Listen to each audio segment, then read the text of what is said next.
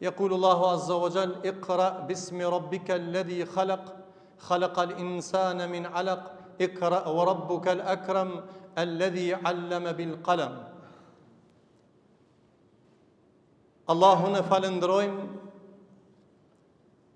hamdi takon madhnisë Allahut që na ka zgjedh neve, që ne të besojmë të vetmin Allah që meriton të besohet dhe të madhnohet, atë e madhnojmë dhe prej tij falje dhe ndihmë kërkojmë.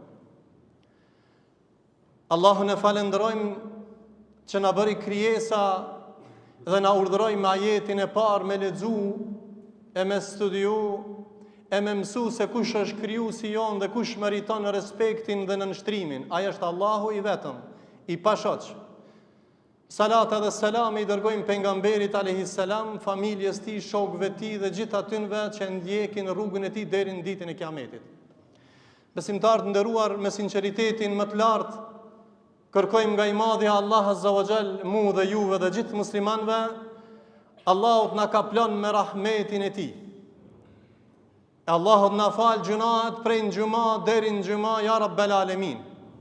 Prej Zotit kërkojmë më të shtrenjtën, ajo është Jannatul Firdausin, Allahu nasip na boft. Prej Allahut kërkojmë që Allahut na ruan nga zjarmi i xhehenemit, amin. Dhe kjo është fitoria më e madhe. Nëse Allahu të fal, nëse Allahu të mëshiron, nëse Allahu ta ka bën nasip me qenë prej xhenetlive dhe mos me qenë prej xhehenemlive, kjo është fauzën adhima, kjo është fitoria më e madhe. Të nderuar xhamat, fitoria arrihet nëpërmjet ajetit të parë.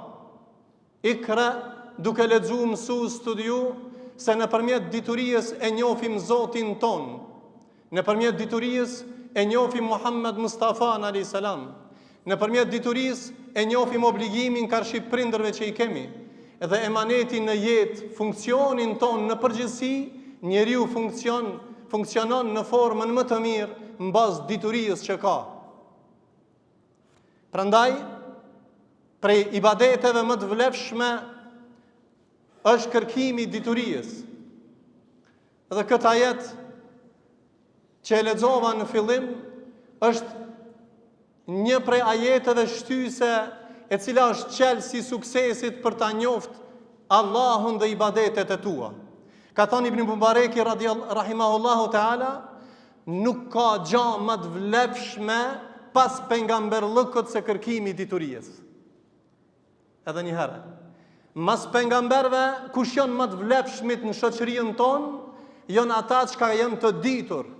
Prandaj al ulama warathatul anbiya, dietarët janë trashëgimtarë të pejgamberve. Nuk ka ibadet vlerë më të madhe prej adhurimeve mas pejgamberllëkut se kërkimi i diturisë. Se krejt ibadetet tjera vijnë prej kodit, prej kërkimit të diturisë. Allahu, për me tregu këtë peshë, e tregon peshën më të rëndë që e ka urdhëruar Muhammedin alayhis salam me shtimin e diturisë. A ka dikush prej juve me thonë unë jam më i dituri? Ka mundësi dikush me qenë më i ditur se tjetri, por nuk i ka dalë në fund diturisë dikush. Nuk i ka dalë dikush trimnijës dhe takvallokin me thonë unë jam, e kam përfundu takvallokin, e kam përfundu diturinë. Po thot Allahu në Kur'an se ka thonë, do thot pejgamberi sallallahu alaihi wasallam, "Wa qur rabbi zidni ilma", dhe o Zot jam shto ma diturinë. E ka urdhëruar pejgamberin që pejgamberi me lut Zotin me shtu diturinë. Prej sebepeve o vëllezër, të sigurisë dhe rahatijës shoqërisë tonë shtimi për hapja e diturisë së dobishme. Prandaj, mbrojtja e popullit ton nuk mundet më mbrojt ummeti dhe njerëzimi pa dituri. Prandaj preventiva, largimi i xahiletllëkit, prezenca e diturisë e nal sherrin dhe fesatin. Sa më shumë xahila në mesin ton dhe të pashkollum, ata bëjnë fesat në dynjat. I tha njonit prej tabinëve, ne mërzitemi kur dikush e ka një fëmijë që Allahu e ka sprovuar pa dorë, ose pak çalon e ka kamën problem, ose pak me synin. Këto janë defekte fizike që Allahu e sprovon dhe ka urësin, por mund me qenë pa kamë dhe më i mequr i rrethit dhe shoqërisë.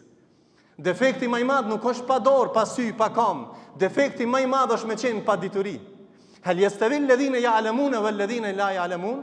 A janë të barabartë ata që kanë dituri dhe ata që nuk kanë dituri? Nuk janë të barabartë. Prandaj nëse dojmë na ta ndrojmë standardin njerëzor, duhet t'i ndrojmë të rit dhe trejat tona që të vazhdojnë shkollimin dhe studimin, që ata të rikthehen mësimit ajetit të parë të Kur'anit që na ka mësuar Zoti, Ikra, lexo, mëso, studion emër të Zotit. Prandaj ne jemi në fillim të vitit shkollor pas kësaj pauze të madhe. Shfrytëzoj rastin me ja uru profesorëve, arsimtarëve, mësuesve, studentëve, nxënësave por këtë ibadet të shenjtë, kjo gjenerate më e privilegjuar të ritë tonë, këtë emanet që ja japim ne profesorëve përveç urimive që i bëjmë dhe lutjeve nga ky vend i shenjtë që Allahu mi dhon dituri të dobishme, kemi përsërit rrafsh para një vitit, kemi thonë ne ja kemi dhënë më të shtrenjtën e vladin ton emanet mësuesve dhe arsimtarëve dhe profesorëve. Prandaj rigjanja u kemi kërkimi diturisë është ibadet, edhe më na mësu fëmijët e tonë është ibadet, edhe fëmia jonë me shku në shkollë është ibadet, edhe më kujdes na për fëmijët e tonë është ibadet. Prandaj lidhja prind, mësues, profesor, arsimtar është lidhje trekëndshit edhe nxënësit që nuk bën ndryshe dhe nuk ka mundësi me pas përparim derisa ne nuk i stimulojnë atrit dhe trejat tonë do të thotë me kërku dituri. Thot Muhamedi alayhis salam, talabul ilmi faridatun li kulli mu'minin wa muslimin. Bimana al-hadith. Kërkimi i diturisë është obligim fetar për secilin besimtar dhe besimtare, për secilin 3 dhe 3. Prandaj mos t'ja mësojmë dikush, valla unë e du Zotin, s'munësh me do Zotin nëse ke dituri. Mbas diturisë e njeh Zotin dhe obligimin tan karshi i madhnisë Allahut. Prandaj ky emanet është që profesori duhet të jetë shëmbëltyr, përveç që ja mëson mësimin nxënësit dhe nxënësave, emanet që ja u kemi dhënë fëmijët e tonë, të jetë örnek i të mirës ndaj fëmijëve. Ka thënë Ebu Hanifja rahimahullahu taala, kush mendon se ai nuk ka nevojë për me mësu, le të qanë të tevori, le të qanë mbi veten e tij. Prandaj ne kemi nevojë, sikur për ushqimin ton që ke nevojë 2 herë me hangër apo 3 herë në ditë. Imam Ahmedi ka thonë njerëzit mendojnë se kanë nevojë vetëm për ushqim, jo.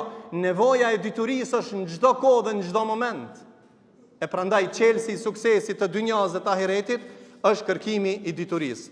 Dhe për fund, e lutim Zotin e Madh që ky vit shkollor të jetë vit i hajrit, që 3 dhe 3 tona të mësojnë, këtë emanet që japim profesorëve, mësuesve, arsimtarëve, Allahu t'ja ushton këtë përgjegjësi më të madhe, këtë emanet që ata t'i mësojnë fëmijët e tonë, se vallahi stacioni më i mirë i fëmijëve dhe e vladëve tonë është stacioni nga banka shkollore. Prej aty starton mirësia dhe prej aty starton e keqja. Prandaj stacioni më i mirë i udhëtimit tonë është nga bankat shkollore. Fëmia është emanet dhe duhet me mësu fëmijën tonë, sikur që e ke obligim me ushqy derisa është fëmijë i vogël, e ke obligim edhe me shku, me eduku fëmijën tanë dhe me shkollu fëmijën tanë. Sjellja e fëmijës është örnek në shkollë. Prandaj banu prind i kujdesshëm, jo veç ditën e fundit me shku mi thonë e pja 2, e pja 3 djalit tem, se ti ke bë padrejtësi, a 300 ditë e ke harru fëmijën tanë. Prandaj banu kujdestar, valla hoxha, ki bedi ka në shkolla gjeta e direktori se gjalin e kam me 3, po kam qefte e para a me registru, me ato të shkëlqyshmit. Po s'munësh me shtinj aty, kjo është zullum. Valla unë pudu me një shkollë, pa aty on kitë shkëlqyshim, gjali aty ka kitë 2, s'munët. Kjo është zullumi më i madh, me hunxh fëmijën tan me një banku se ka venin. Prandaj banu kujdestar dhe emanet e pja hakin fëmijës tan, kujdeso për ngritjen e diturisë. Prandaj e lutim Zotin e Madh edhe një herë që Allahu i Madh neve dhe juve, Allahu na jep vullnetin më të lartë që ne ta shtojmë diturinë, t'i edukojmë, t'i shkollojmë fëmijët dhe 3 dhe 3 tona, rahatllokin shoqërinë tonë është vetëm me dituri, paraqitja këtyre dukurive negative, çka janë mos t'i përmendmi, është për shkak pashkollimit që e kemi. E lutim Zotin e Madh që Allahu t'i çel zemrat tona, mendjen tonë ka hajri, ta mësojmë diturinë e dobishme ajo që na bën dobi në këtë dynjë dhe në ahiret. E lutim Allahun e Madh që profesorëve, arsimtarëve tonë, mësuesve tonë, Allahu t'ia shton vullnetin dhe emanet që ja kemi dhënë fëmijët ta kryjnë këtë emanet. Allahu i mëshiroft, i dha shëndet edhe i dhash gëzim në këtë dynja dhe në ahiret gjithë atën që i mësojnë fëmijët e tanë dhe gjithë këto që kërkojnë dituri. Aqulu qawli hadha wastaghfirullaha li wa lakum wa lisa'il muslimin fastaghfiruhu innahu al-ghafurur rahim.